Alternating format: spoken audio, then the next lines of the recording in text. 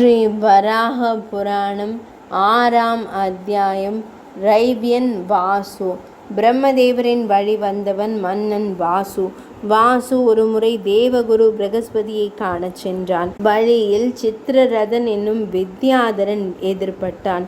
சித்திரரதன் வாசுவிடம், பிரம்மா தேவர்களுக்கான ஒரு சபையை கூட்டம் ஏற்பாடு செய்திருப்பதாகவும் முனிவர்களும் பிரகஸ்பதியும் கூட அதில் பங்கு பெற சென்றிருப்பதாகவும் கூறினான். வாசுவும் அங்கு சென்றான்.